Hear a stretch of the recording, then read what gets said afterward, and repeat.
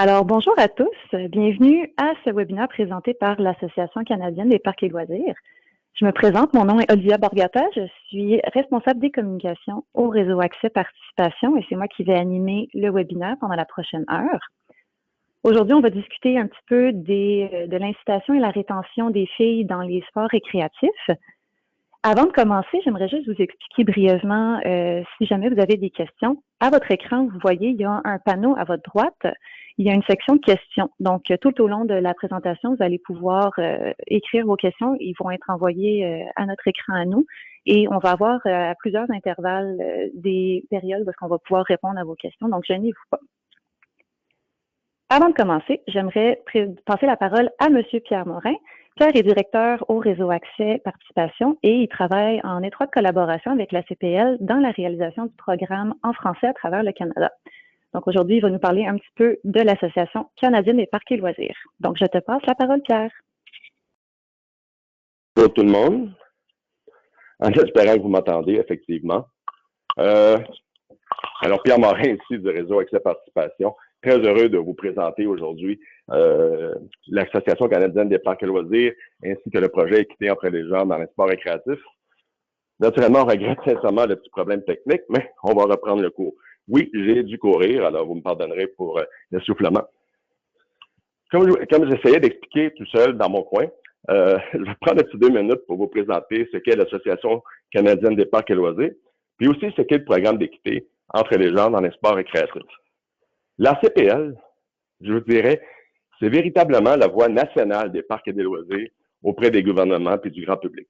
Ça a entre autres marqué notre secteur avec le développement du concept des bienfaits des parcs et des loisirs. C'est l'accréditation des inspecteurs de terrain de jeu. Puis, on a développé aussi de nombreux projets, comme par exemple celui de l'équité entre les genres dans les sports récréatifs qu'on vous présente aujourd'hui.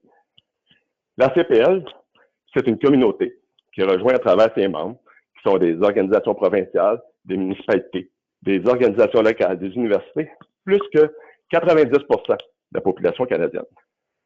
Puis la CPL fournit naturellement des services à ses membres, comme ce webinaire, afin de soutenir l'amélioration de notre offre de services à travers des échanges, la formation et l'innovation.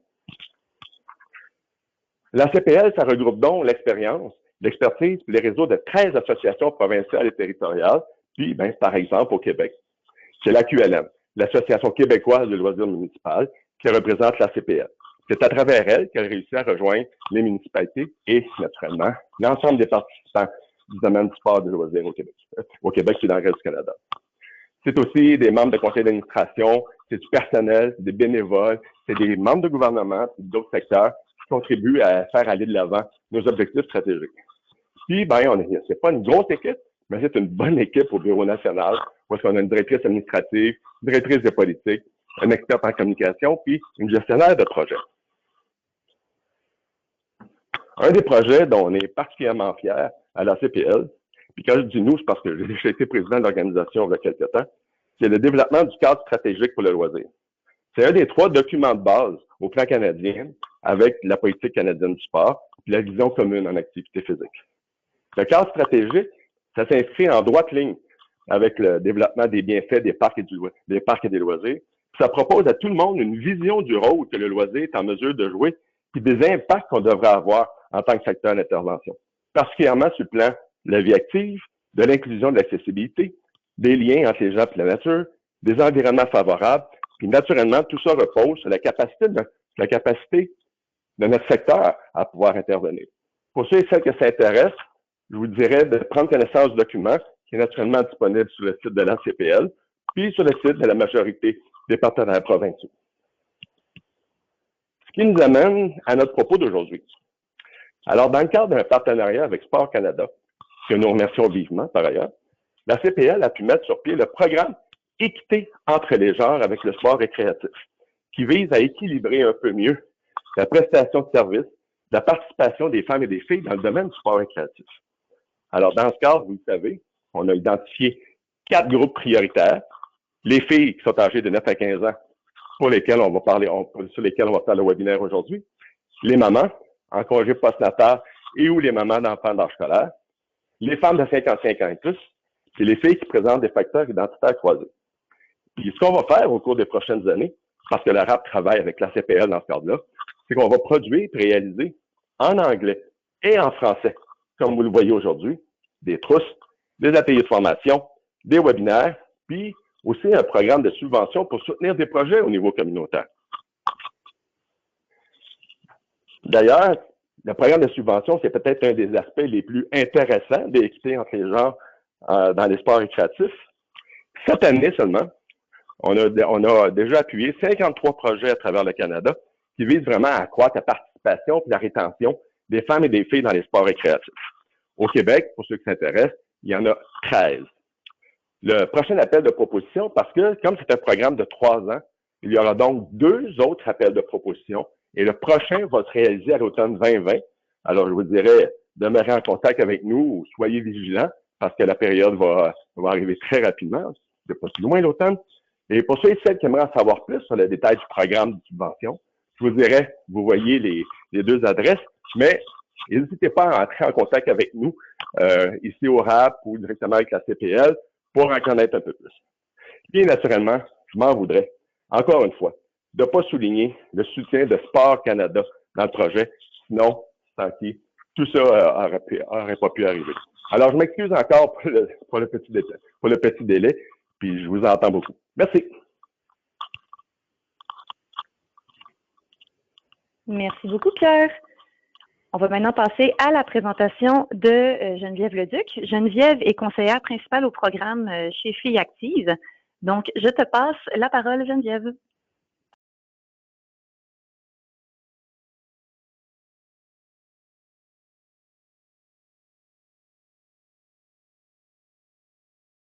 Bonjour, est-ce que vous m'entendez bien? Oui, on t'entend, Geneviève.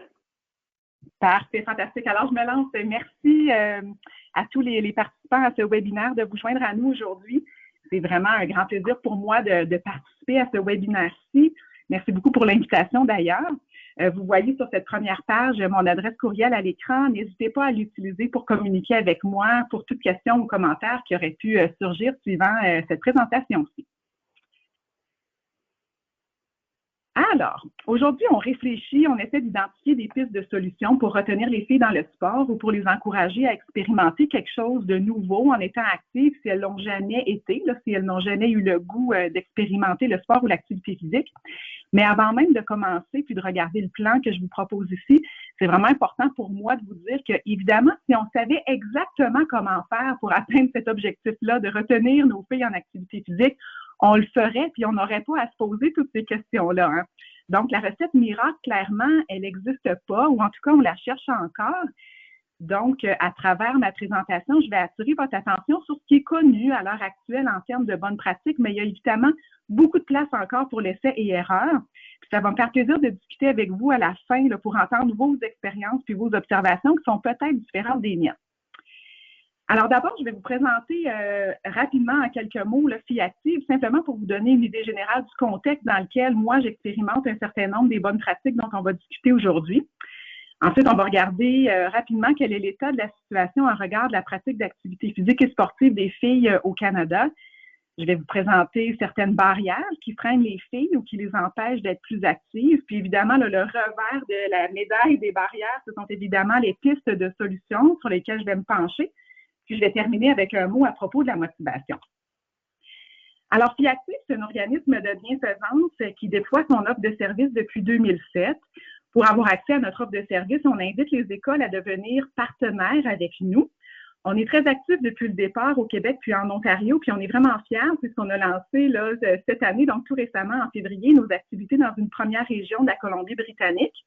Puis pour devenir une école partenaire avec Filles Actives, l'école doit accueillir des filles de 12 à 17 ans. Notre mission se décline en 3 énoncés qui sont les suivants. Alors, on cherche à amener les adolescentes à être actives pour la vie. On veut créer des moments inoubliables pour elles autour du sport, de l'activité physique et du plein air. Puis, on veut aussi bâtir une communauté de gens inspirés et inspirants et engagés autour d'elles. Cette communauté Filles actives, pour vous la rendre un petit peu plus concrète, pour vous la présenter un peu plus en détail, elle ressemble à ceci, ou en tout cas, elle ressemblait à ça l'année dernière. Alors, j'attire votre attention sur la première ligne. Donc, on avait 285 écoles partenaires, au sein desquelles on avait plus de 1000 responsables Filles actives. Ça, les responsables Filles actives, ce sont les gens dans les milieux scolaires qui s'impliquent avec Filles actives pour plus de 12 000 participantes inscrites et une centaine d'ambassadrices qui font des visites dans les écoles pour présenter l'activité physique aux jeunes filles. Alors maintenant, je ne veux pas m'attarder trop sur l'état de la situation à propos de l'activité physique et du sport, puisque j'imagine que vous êtes tous d'une façon ou d'une autre impliqués dans les secteurs du sport, des loisirs, du plein air ou de l'activité physique. Vous le savez certainement qu'on se retrouve au Canada, comme dans la plupart des autres pays d'ailleurs, dans une situation où les enfants et les adolescents ne sont pas suffisamment actifs. Vous savez aussi certainement que parmi ces jeunes, les filles se retrouvent en désavantage vis-à-vis leurs collègues garçons. Il y a le bulletin de l'activité physique chez les jeunes de participation qui nous rapporte des données régulièrement. Alors, si vous êtes intéressés par ces données-là, je vous invite à aller les consulter. Si on regarde l'atteinte de la recommandation en regard de l'activité physique, qui est de pratiquer une activité physique d'intensité moyenne à élevée, 60 minutes par jour, on sait que c'est à peu près seulement 9 % des enfants de 5 à 17 ans qui l'atteignent, cette recommandation-là. Mais si on enlève les plus jeunes qui sont plus actifs, puis si on enlève, c'est ça. Donc, si on enlève les plus jeunes qui sont plus actifs que les ados, puis si on enlève aussi les garçons qui sont plus actifs que les filles, on estime que ce serait environ seulement 2,5 % des filles de 12 à 17 ans qui atteignent la recommandation, ce qui en fait une tranche de la population très, très peu active. Si on regarde la situation plutôt du côté du sport organisé, là, les données ont tendance à varier pas mal en fonction de ce qu'on choisit de regarder précisément. Mais une étude de 2019 nous apprenait qu'à l'intérieur même des fédérations sportives, donc parmi ceux et celles qui sont engagés déjà dans une activité, les filles représentent environ un enfant sur 3. Puis, pour compléter l'état de la situation, on se rappelle un instant pourquoi ce constat est inquiétant. L'enquête québécoise sur la santé des jeunes secondaires ajoutait d'autres précisions dans son rapport de 2018 à propos des impacts que la sédentarité peut avoir sur la santé globale des jeunes. Dans cette enquête-là, on a observé un peu sans surprise, mais quand même, qu'un faible taux d'activité physique était associé à plus de détresse psychologique, des troubles anxieux, des symptômes reliés à la dépression, puis plus de TDAH. Sans surprise, on y a aussi vu à quel point les garçons continuent d'être plus actifs que les filles, ce qui place clairement nos filles dans un état de plus grande vulnérabilité en regard de leur santé globale, d'où l'importance de continuer à chercher des solutions pour les engager davantage. Maintenant, on va regarder ensemble un certain nombre de barrières qui se dressent devant la pratique d'activités physiques et sportives des filles. Je ne vais pas prétendre de présenter ici une liste exhaustive.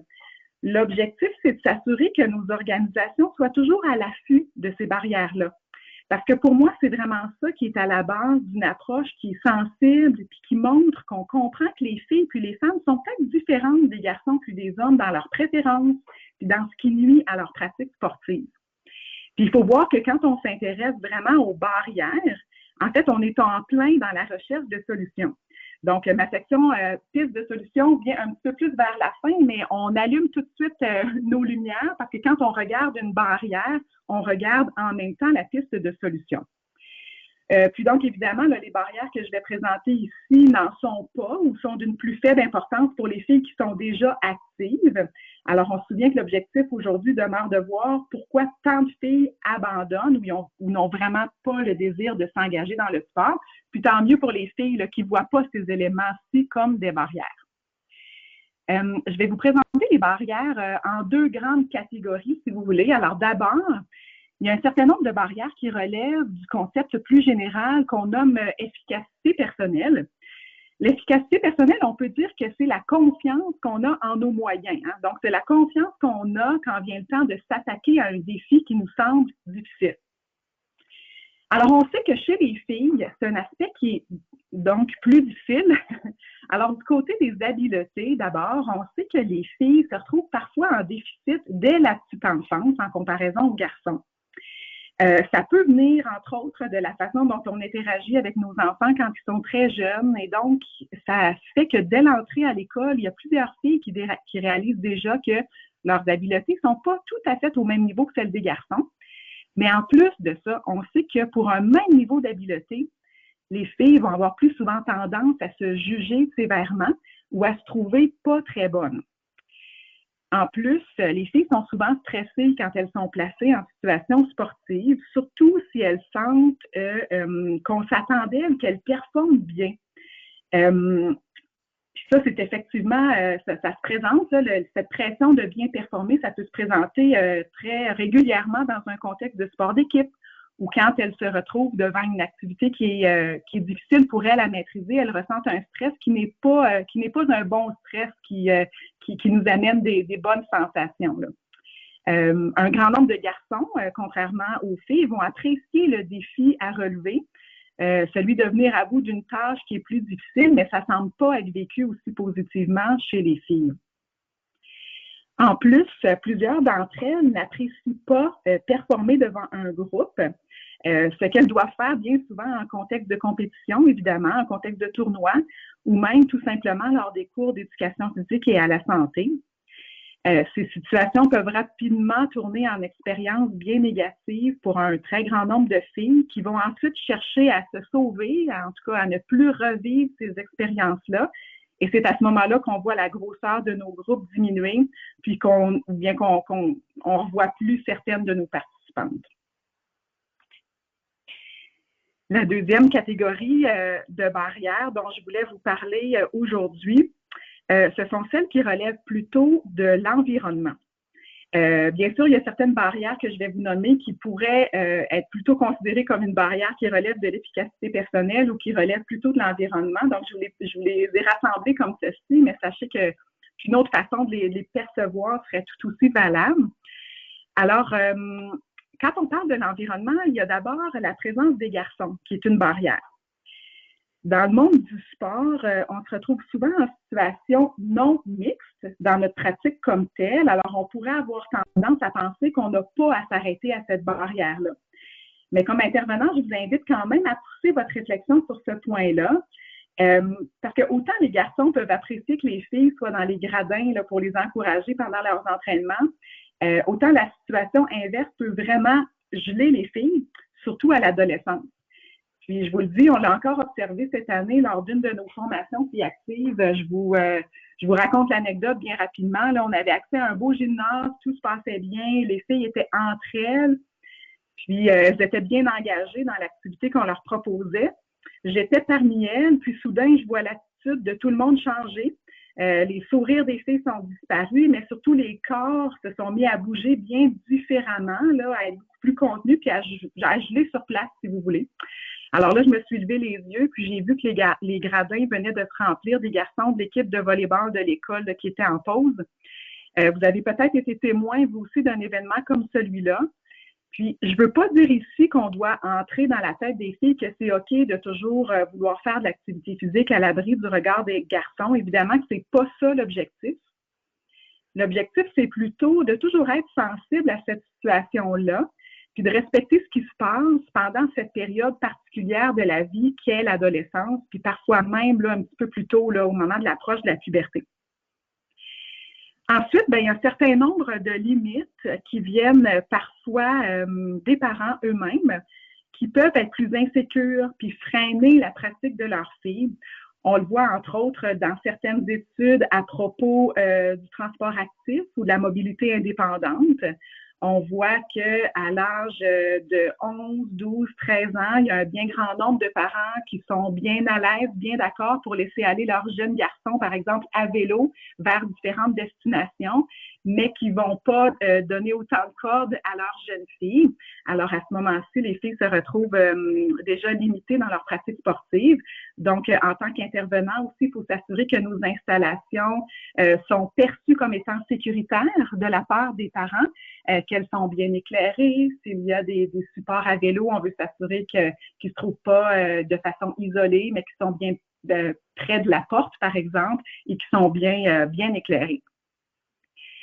Ensuite, malgré toutes leurs bonnes intentions, il y a un certain nombre d'expériences négatives des filles qui sont parfois causées par certaines maladresses ou carrément par une attitude discriminatoire des intervenants adultes qui sont autour d'elles. Pour moi, ça, c'est une raison cruciale pour laquelle il faut insister sur la formation. Les intervenants, qu'ils soient bénévoles ou non, quand on leur confie un groupe de filles, doivent avoir été sensibilisés à la façon d'interagir avec elles, puis à la façon de leur parler. Puis parlant des intervenants, on sait aussi à quel point les filles peuvent être sensibles à l'idée de ce que j'ai appelé ici la représentation, c'est-à-dire l'image de soi, mais aussi la façon dont on choisit de mettre en image les activités auxquelles on veut les inviter. On sait que l'insatisfaction vis-à-vis de l'image corporelle des participantes est toujours un aspect à surveiller. C'est un frein très important chez les filles qui ne voudront même pas essayer d'être actives parce qu'ils ont l'impression que leur corps, parfois, est juste pas adéquat ou encore pire, là, qu'elles ne ressemblent pas aux filles qui ont l'air de s'engager dans telle ou telle activité. Donc, quand on choisit de publiciser nos activités, quand on travaille peut-être sur les offres de loisirs, sur l'offre qu'on va publier sur Internet ou sur les carnets d'activités qu'on va partager à l'ensemble de la population à qui on s'adresse, c'est important de faire un choix vraiment conscient des images que l'on choisit d'utiliser pour illustrer nos activités, pour s'assurer que toutes les filles, toutes les femmes ne sentent surtout pas qu'il faut être parfaite avant même de s'y engager.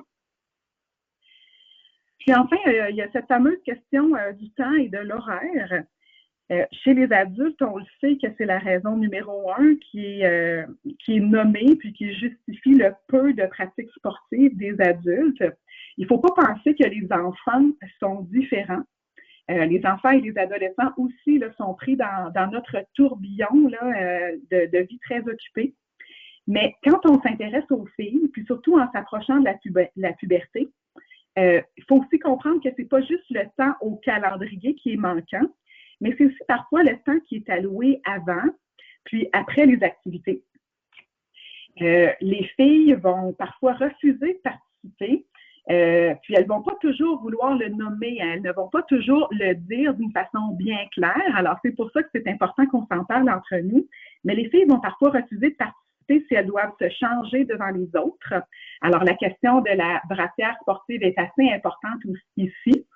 Donc, si les filles ont l'occasion de porter leur brassière ou leur soutien-gorge de sport dès le matin, ça peut être un élément facilitant. Donc, elles vont parfois vraiment être inconfortables de se changer devant les autres. Elles vont aussi refuser de participer parfois s'ils n'ont pas le temps de prendre une douche avant de retourner à leurs activités régulières ou si les douches ne sont vraiment pas invitantes. Puis, elles ont aussi en tête bien d'autres préoccupations auxquelles on doit être sensible. Il y a toute la question de l'épilation, la question des menstruations, du maquillage, des cheveux, qu'on le veuille ou non, ça fait partie de l'univers des filles, en particulier à l'adolescence. Puis quand on veut s'organiser pour que leur environnement soit favorable à leur pratique et à leur engagement dans le sport ou l'activité physique, il faut que nous, on y ait pensé en amont à ces éléments-là. Alors, on est déjà rendu aux pistes d'action ou de solutions, mais comme je vous l'ai dit au début de la section précédente, parler des barrières, c'est aussi regarder les solutions quand on choisit de renverser la perspective. Alors, j'espère que vous avez déjà en tête des pistes d'action basées simplement là, sur les barrières à travers lesquelles on vient de se pencher. Alors, allons-y avec certaines pistes d'action. Puis, ça peut sembler bien général comme première piste, ce que vous voyez à l'écran présentement, mais il faut quand même prendre l'occasion de se le dire quand on a la chance de se retrouver entre intervenants impliqués comme aujourd'hui. Il faut d'abord s'assurer d'entreprendre plusieurs stratégies simultanées. Il faut favoriser les partenariats. Il faut aussi choisir des interventions qui ciblent d'une part des facteurs individuels, puis aussi des facteurs environnementaux. Tout ça, c'est une autre façon de se dire qu'il n'existe pas une recette magique. Puis, évidemment, si on veut que nos actions aient un réel impact, il faut que nos interventions soient conçues pour être durables à travers le temps. Puis, suivant ce qu'on s'est dit tantôt à propos des barrières, il faut aussi regarder notre offre, puis voir si on propose un certain équilibre entre les activités volontaires, donc peut-être de type drop-in, puis les activités obligatoires. Les activités qui proposent un volet seulement participatif plutôt qu'uniquement compétitif. Puis là, ça peut sembler bien évident, là, mais il faut se le dire quand même, nos activités, on doit s'organiser pour qu'elles soient le fun, amusantes, distrayantes, plaisantes. Les filles, elles aiment ça quand l'offre est variée, diversifiée, puis elles apprécient aussi s'impliquer dans des activités qui sont tendances, hein. Contrairement parfois aux garçons qui vont être parfois un petit peu plus attirés vers les sports traditionnels, c'est pas nécessairement le cas chez nos jeunes filles. Puis les vagues là, à travers lesquelles on passe dans le domaine du conditionnement physique sur musique en sont un excellent exemple. Hein. On a eu une grande vague Zumba, une vague Pound. On a maintenant un intérêt aussi marqué vis-à-vis des activités de type yoga, puis un intérêt vraiment plus récent que les filles semblent démontrer présentement vis-à-vis des activités de plein air. Donc, l'aspect tendance dans nos activités est vraiment intéressant quand on cherche à être attractif pour les filles. Ensuite, je pense aussi que c'est notre rôle de présenter une grande variété de modèles féminins. Puis, un modèle, c'est important de le spécifier, ça n'a pas à être parfait, bien au contraire. Une mère qui est très enthousiaste, qui n'a pas peur de s'engager dans une activité nouvelle, même sans grande habileté, ça peut être un excellent modèle. Bien plus d'ailleurs parfois que les athlètes olympiques, même si on a besoin de nos modèles athlètes aussi, mais il ne faut pas toujours positionner ou avoir en tête que si on est à la recherche de modèles, qu'on doit être à la recherche d'athlètes. Chez les filles, il faut aussi positionner l'activité comme une occasion de socialiser, de consolider son réseau social, puis pour vraiment passer par une activité pour qu'on peut démontrer notre appartenance à un groupe aussi, parce que c'est bien souvent la raison première qui va attirer les filles vers le sport ou l'activité physique. La question des filles, on en a parlé un petit peu plus tôt. Alors, si vous voulez qu'on élabore davantage sur cette question-là, sur la question du entre-filles, ça me fera plaisir d'en discuter avec vous dans la période de questions. Ensuite, l'autre aspect sur lequel on a un grand rôle à jouer, c'est celui des encouragements. Ça aussi, ça peut avoir l'air bien de base, mais c'est absolument essentiel. Donc, les démonstrations d'approbation de la part de l'entourage puis des adultes significatifs dans le parcours des filles sont absolument essentielles. Puis finalement, on revient au développement des habiletés dont je parlais plus tôt. Quand on se trouve en position pour le faire, on doit s'assurer d'agir en amont dans le développement des habiletés motrices de nos filles. Puis comment on fait ça? Bien, on les expose, nos filles, tout autant que nos garçons, à beaucoup de jeux libres, beaucoup de jeux actifs, puis à des situations de jeux extérieurs qui sont stimulantes puis qui sont engageantes. Ma toute dernière diapo, c'est celle-ci. On va se parler très brièvement de la motivation, parce que pour moi, c'est vraiment une façon de résumer les bonnes pratiques pour retenir les filles dans le sport. Les psychologues ou les spécialistes là, de la motivation nous disent que pour stimuler la motivation autonome, c'est-à-dire pour s'assurer que nos filles aient le goût de s'investir dans le sport de leur propre chef, on doit satisfaire 3 de leurs besoins psychologiques. Alors d'abord, il y a l'autonomie. Ça veut dire qu'il faut leur donner de la corde, hein, nos filles. Il faut les laisser prendre des décisions, donc il faut les questionner à propos de leurs intérêts puis de leurs préférences. Il faut ensuite combler leurs besoins de compétences. Alors, il faut d'abord développer leurs habiletés, mais il faut aussi leur offrir des alternatives, des variantes, des choix aussi souvent que possible afin de leur permettre d'aller à leur rythme puis de respecter leur progression personnelle. Il y a enfin le besoin d'affiliation sociale qui doit aussi être comblé. Ça, on fait ça en les entourant le plus possible de pairs, de modèles, puis on s'organise pour que nos activités deviennent des lieux sécuritaires pour qu'elles développent des relations humaines riches. Quand tous ces besoins-là sont comblés, les études nous montrent qu'on atteint les résultats suivants. Donc là, on revient presque au titre de la présentation d'aujourd'hui. On sait que quand les 3 besoins psychologiques à satisfaire sont comblés, on stimule la motivation autonome de nos filles, ce qui les amène à ressentir un niveau de bien-être amélioré, une meilleure santé mentale. On voit une augmentation de la pratique de l'activité physique, puis même une amélioration de la performance. Donc, ça fonctionne aussi dans le domaine du sport compétitif, tout ça. C'est ce qui met fin à ma présentation. Je pense qu'on peut prendre des questions dès maintenant, si vous le voulez. Je vous remercie. Merci beaucoup, Geneviève. Effectivement, c'est pas un sujet qui est très facile à cerner, les filles et la rétention dans les sports récréatifs.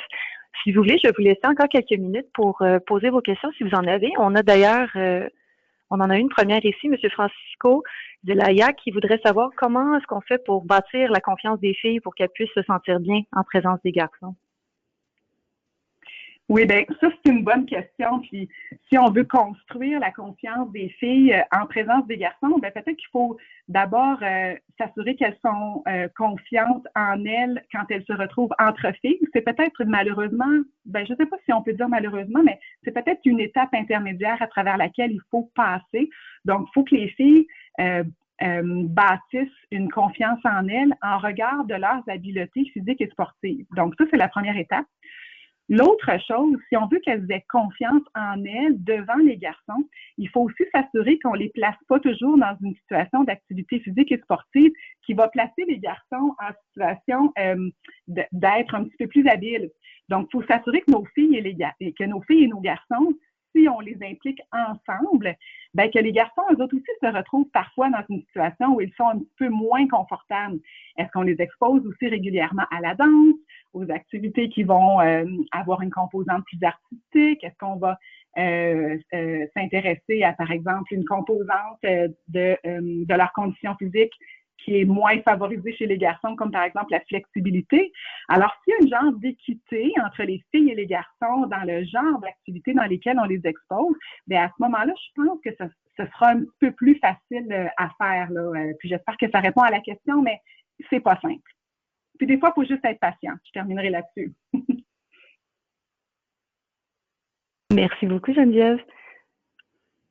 Ah, on a encore quelques petites questions ici. On a Madame Caroline Bizzoni. J'espère que j'ai prononcé votre nom comme il faut. Elle écrit ici: je suis enseignante en éducation physique au primaire et depuis 2 ans, j'ai mis sur pied un Actifille et je participe à 100% aux filles du RSQ. Ah, c'était pas une question. OK, donc c'est parfait. Ici, on a Madame Lauriane Morin qui demande: est-ce qu'un problème de société est-ce qu'un problème de société donne une pression sur les filles dès le jeune âge? Oui, ben c'est un sujet sur lequel j'ai passé un peu rapidement, mais effectivement, là, toute cette question-là de la perfection là, à laquelle on semble s'attendre un petit peu plus chez nos filles que chez nos garçons, hein, que ce soit en regard de leurs résultats académiques ou de ce dont elles ont l'air. Ça place effectivement une pression sur certaines jeunes filles, puis on ne se cachera pas le fait qu'on est en 2020. Nos jeunes filles, dès un très jeune âge, ont parfois accès à des réseaux sociaux qui présentent des filles qui sont retouchées, évidemment. Elles n'ont pas toujours, vers l'âge de 8, 9, 10, même à l'adolescence, elles n'ont pas toujours la maturité ou le jugement critique pour discerner le vrai du faux. Puis à cela s'ajoute malheureusement un certain nombre de filles ou de femmes qui se représentent elles-mêmes en situation d'activité physique, mais toujours dans un format imagé tellement léché qu'on a de la difficulté à croire qu'elles viennent vraiment là, de participer à une séance d'activité physique et sportive. Instagram est un bel exemple de ça. Donc, il faut s'assurer de protéger peut-être nos filles de ces images-là, mais surtout de les informer de l'aspect pas toujours réel ou réaliste de ces images-là.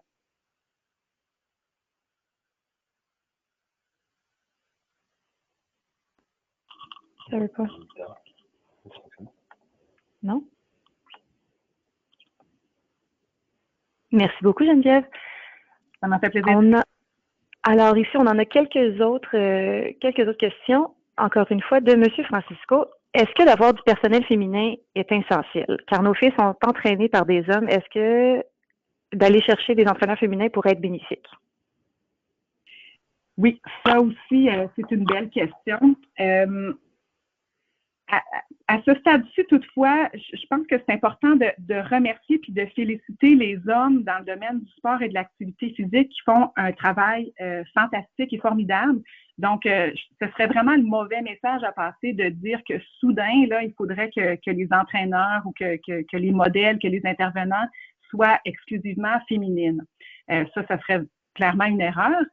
Cependant, on l'a dit, là, la présence des garçons change l'engagement des filles à travers leur parcours sportif. Alors, quand on est capable de présenter des modèles féminins, évidemment que ça va avoir un impact positif. Puis l'autre chose à faire, je pense, c'est de s'assurer que nos hommes, nos garçons fantastiques qui sont en situation de coaching, il faut leur parler. Il faut leur expliquer qu'est-ce que c'est une fille. Il faut leur dire à quel point leur rôle est absolument essentiel. Leur façon d'être, les mots aussi choisis ont absolument une importance cruciale. C'est pas quelque chose dont j'ai parlé, mais toute la question du sport ou de l'activité physique comme un objectif pour transformer notre corps, jamais ça doit être utilisé dans un contexte. D'ailleurs, auprès des garçons, c'est pas formidable non plus, mais en particulier auprès des filles, il faut éviter ce genre de langage-là. Le genre de phrase parfois qu'on peut vouloir utiliser pour motiver, du genre ah, ben là, lance pas comme une fille, ou ben là, tu cours comme une fille. On a l'impression que ces choses-là, on ne les entend plus, mais je pense qu'on les entend encore. Il y a encore des gens qui, puis encore une fois, là, ce sont des gens qui sont bien souvent très bien intentionnés. Donc, il s'agit simplement, je pense, d'insister davantage sur la formation.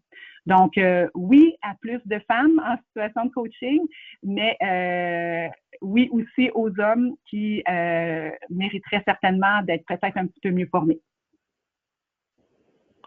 Merci.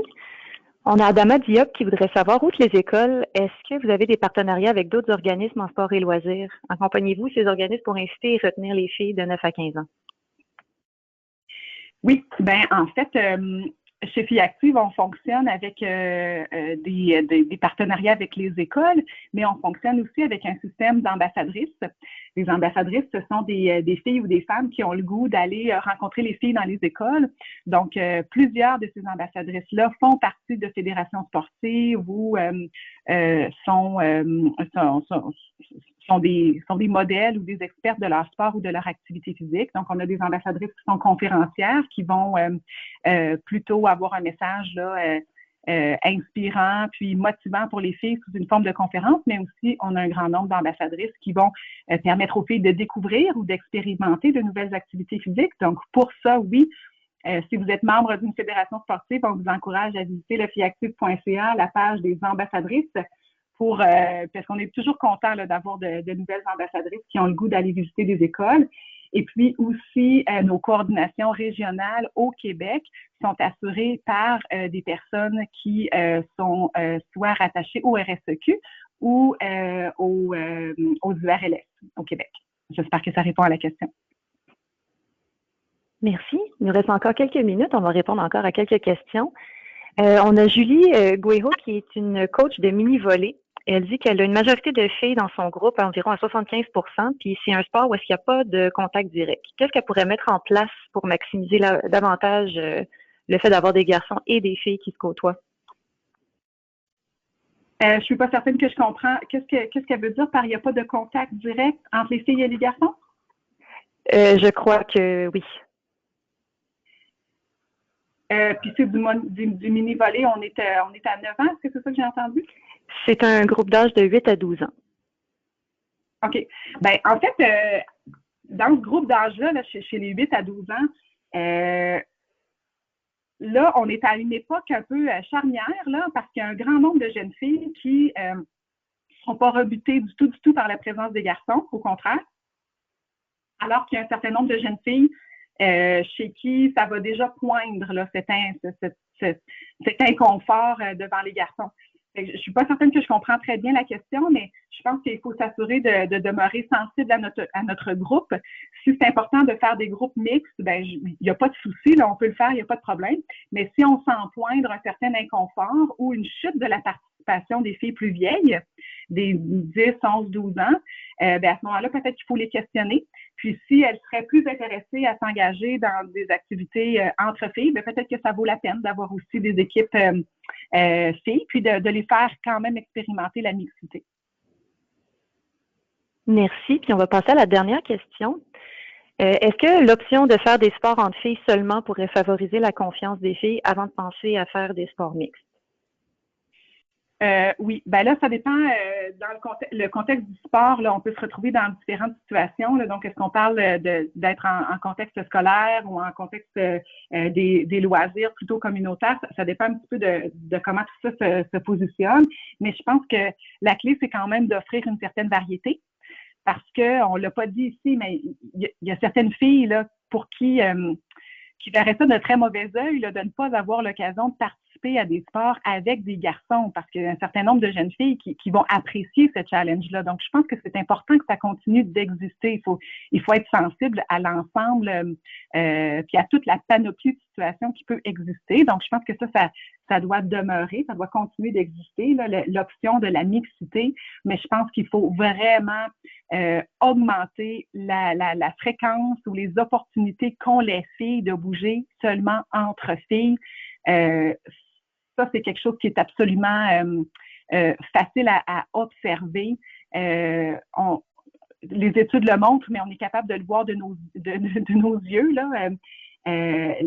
La participation des filles augmente quand elles se trouvent seulement entre filles. Alors, je pense que plus on aura d'occasions de les faire bouger entre elles, ce sera d'autant d'occasions pour elles de bâtir leur confiance en elles, d'améliorer leurs habiletés aussi dans un contexte où elles se retrouvent avec le ballon plus souvent.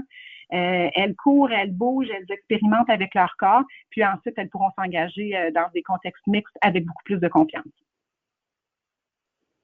Merci beaucoup, Geneviève.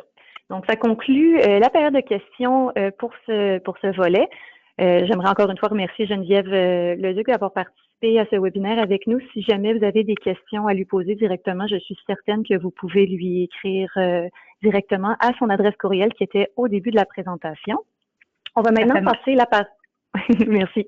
On va maintenant passer la parole à Madame Mathilde Annie. Mathilde est coordonnatrice et intervenante chez Motivation Jeunesse. Motivation Jeunesse a été récipiendaire d'une subvention dans le programme d'équité entre les genres. Donc, je te laisse la parole, Mathilde. Bonjour à tous. Donc, en effet, je suis Mathilde Annie. Donc, ça me fait un plaisir de vous présenter un petit peu notre projet, notre beau projet Émeraude, là, qui est vraiment porté par des intervenantes femmes de Motivation Jeunesse, puis qui est pour les jeunes filles de la Ville de Québec. Donc, je vais commencer par vous présenter un petit peu l'organisme. Là, j'essaie de changer la diapositive. Je ne sais pas si... Ah, voilà. OK. Parfait. Donc, Motivation Jeunesse, en fait, c'est un organisme qui est implanté dans la Ville de Québec depuis 22 ans dans différentes écoles défavorisées de la Ville de Québec. Puis, la mission de l'organisme, c'est de prévenir le décrochage scolaire, la sédentarité, puis la délinquance chez les jeunes des milieux défavorisés et contribuer à l'intégration des jeunes immigrants à travers des activités sportives de plein air, puis tout en leur faisant vivre des expériences significatives. On est établi dans 10 écoles partenaires de la Ville de Québec, autant au niveau primaire, secondaire, puis également dans des écoles aux adultes. Les intervenants de Motivation Jeunesse, là, ce qui fait vraiment, je pense un peu qui fait notre marque de commerce, donc sont vraiment des intervenants de milieu temps plein dans les écoles associées. Donc, on constate vraiment que c'est un peu la pierre angulaire là, de l'organisme. Voilà. Donc, nos interventions, ils reposent beaucoup sur le lien de confiance puis la proximité pour le renforcement des facteurs de protection des jeunes. On offre une programmation d'activités sportives et de plein air qui est diversifiée et adaptée aux besoins de notre clientèle. Les activités se déroulent principalement après les cours, donc sous forme comme de club ou sur heure de cours. Donc, on offre aussi des activités, par exemple, là, aux classes d'accueil, puis à certaines classes spécialisées de nos écoles. L'organisme s'appuie en fait sur une approche d'intervention psychosociale par le sport et le plein air comme tremplin développemental. On réalise aussi également plusieurs événements d'envergure tout au long de l'année. Par exemple, le défi La Nuit, qui est une grande course là, dans la ville de Québec sur les plaines, le défi polaire aussi. Donc, c'est plein d'événements en fait qui servent à réunir un peu la population québécoise dans le vivre ensemble et, et la joie, la bonne humeur. Plus concrètement, notre programme, donc, je vais changer la diapositive. Donc, désolé. Donc, plus concrètement, en fait, notre projet Émeraude, il s'est basé sur des observations qu'on a fait. Donc, tel que Geneviève l'a expliqué, en fait, il y a beaucoup moins de filles qui participent aux activités là, sportives ou qui s'inscrivaient en fait dans nos clubs. Donc, on avait une majorité de garçons. Puis, on s'est penché sur la question, puis on s'est demandé comment est-ce qu'on pourrait mettre un peu d'importance sur cette problématique-là. Donc, on a décidé en fait de créer des clubs de filles qui sont vraiment sur tout le long de l'année, donc des rencontres une fois par semaine. Puis, c'était important pour nous d'avoir en fait des intervenantes qui sont femmes, d'avoir créé des beaux liens significatifs avec nos jeunes filles. Puis, donc voilà, donc on offre une panoplie d'activités. On va vraiment s'adapter en fonction des besoins de nos jeunes filles. Donc, par exemple, on va offrir des activités qui sont sportives et de plein air, donc du ski de fond, de la randonnée, de l'escalade, du canot. On va faire des jeux en gymnase, de la course à pied, yoga.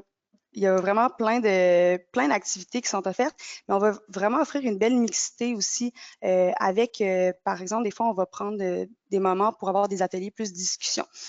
Nos 3 intervenantes sur le projet sont formées comme psychoéducatrices à la maîtrise. Donc, on a cette capacité, en fait, d'accompagner un peu les jeunes filles aussi et d'approfondir certains sujets tels que la sexualité, l'égalité des genres, le droit des femmes, le leadership, puis le pouvoir d'agir. Donc, cette belle combinaison entre des ateliers de discussion puis des activités sportives diversifiées nous permet d'atteindre des super beaux résultats. Donc, en fait, plus concrètement, le projet Émeraude, en fait, vise à faire vivre des expériences qui sont positives de citoyennes engagées à des jeunes filles à l'abri du jugement des garçons puis de certains codes sociaux. Puisque l'organisme est établi dans des écoles qui sont multiethniques, bien, une grande partie, dans le fond, des participants sont issus de l'immigration. Les clubs de filles Émeraude sont donc l'occasion pour ces jeunes immigrantes-là de développer un fort sentiment d'appartenance à leur école puis à la ville de Québec. Je pense que je ne l'ai pas dit, mais en fait, on est établi dans les écoles primaires, secondaires, mais également au Centre intégré universitaire de santé et de services sociaux de la capitale nationale, direction de la protection de la jeunesse, site L'Escale. Donc, centre jeunesse qui est vraiment pour les jeunes filles. Donc, on a une intervenante qui est là-bas. Puis, donc, pour ce qui est de nos écoles plus primaires et secondaires, c'est vrai qu'on a une majorité de nos participantes qui sont immigrantes. Puis, pour ce qui est du site L'Escale, en fait, là, on est plus dans une clientèle un petit peu plus vers la délinquance. Nos objectifs, par contre, peu importe nos milieux, sont les mêmes. Donc, on veut vraiment accompagner les participantes à s'émanciper, puis à développer leur leadership et leur plein potentiel. Un peu comme Geneviève l'a abordé, on considère que, en fait, les filles ont besoin d'un moment pour elles, des moments où ils se retrouvent entre elles, puis ils se sentent en confiance, puis libres d'essayer des sports. Donc, par exemple, si on s'en va jouer au basket dans le gymnase, souvent les filles vont arriver avec une appréhension, dire ben je suis moins bonne, je me sens moins à l'aise dans ce sport-là. Puis en fait, on va simplement dire on est là pour s'amuser, on est là pour essayer, puis il n'y a aucun jugement. Donc, au cours de l'année, les filles ils se dégênent, puis ils se sentent vraiment à l'aise. Puis après, en fait, ils développent plein de nouvelles compétences, puis plein de nouveaux intérêts. Puis c'est vraiment beau de les voir aller à travers ça.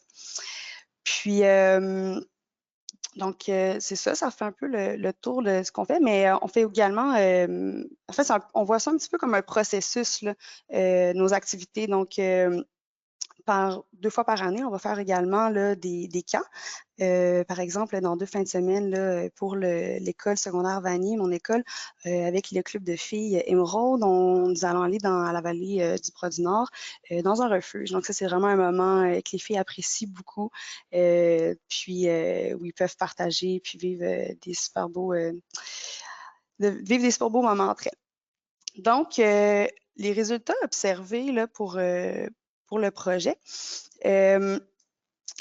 on peut vraiment affirmer là, que depuis la mise en place là, du projet, on a réussi à créer un espace où les filles peuvent développer des grandes amitiés, des grands liens significatifs, puis ce qui a permis de briser beaucoup d'isolement chez plusieurs jeunes filles, puis surtout les jeunes filles immigrantes. Donc, les jeunes filles, des fois, ils viennent d'arriver au Québec, ils ont plus de repères, ils ont besoin de créer des liens justement avec des jeunes filles. Donc, le club de filles aide énormément à ce niveau-là, puis aide beaucoup à briser l'isolement. Même des fois, il y a la barrière du langage, mais à travers le sport, on arrive quand même à créer des beaux liens avec elles. Aussi, la création des groupes de filles ont permis aux jeunes filles, justement immigrantes, d'être accompagnées dans cette réalité-là. Donc, on crée, vu que les intervenantes, en fait, sont en plein dans les milieux, à l'extérieur des clubs de filles, on a l'occasion d'approfondir notre lien là, avec ces jeunes filles-là.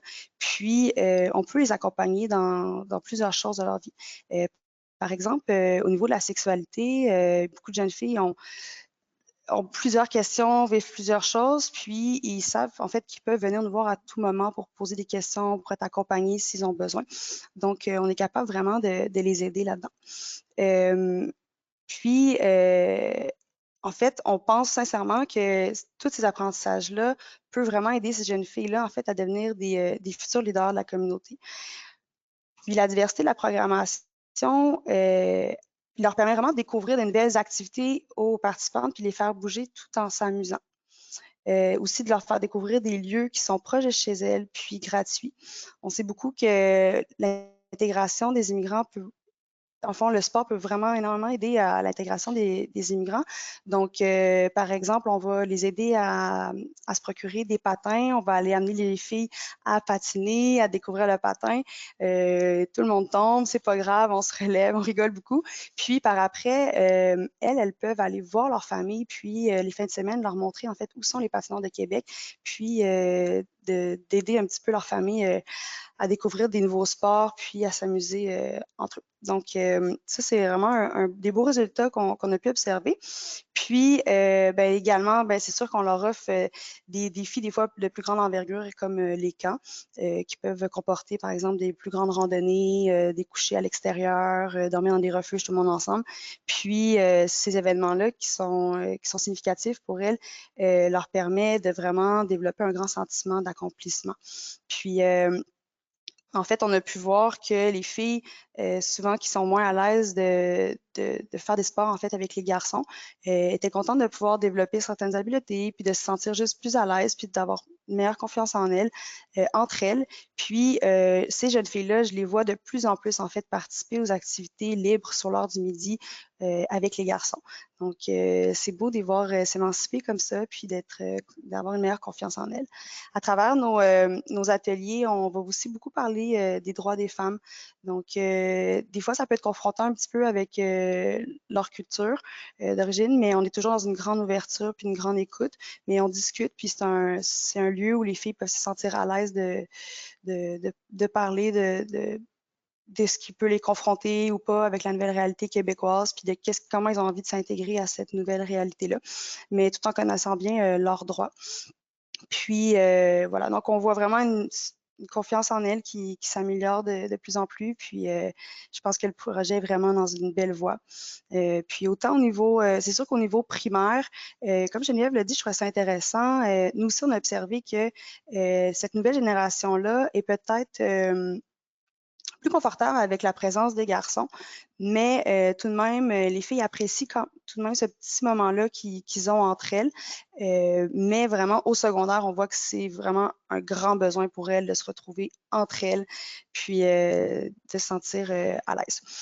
Puis au centre de l'Escale, en fait, on est beaucoup dans l'accomplissement de grands projets, de défis, de surmonter des peurs, aussi de canaliser leur énergie, parce que vu que c'est des filles des fois contrevenantes, donc canaliser toute cette énergie-là à travers le sport, ça leur fait un bien incroyable. Donc, ça fait le tour un petit peu là, du projet Emerald, notre projet pilote. Puis, je suis prête à prendre les questions si vous en avez. Merci Mathilde.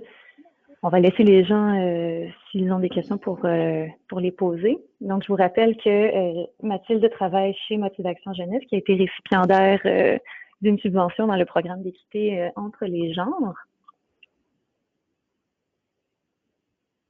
Il ne semble pas avoir de questions.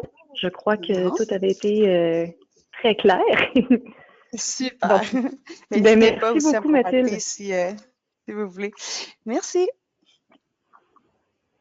Donc, merci beaucoup, oui. C'est ce qui termine, en fait, le webinaire d'aujourd'hui. On aimerait, encore une fois, souligner la contribution de Sport Canada pour nous avoir aidé à réaliser ce programme-là. Donc, juste vous rappeler qu'il va y avoir un webinaire dans le programme de la CPL qui va venir prochainement le mercredi 20 mai, qui est en anglais seulement. Donc, si jamais vous avez des questions par rapport à ça, vous pouvez toujours consulter le site web ou contacter Christa à l'adresse courriel que vous voyez à l'écran. Donc, merci beaucoup d'avoir été des nôtres et on vous souhaite une excellente journée.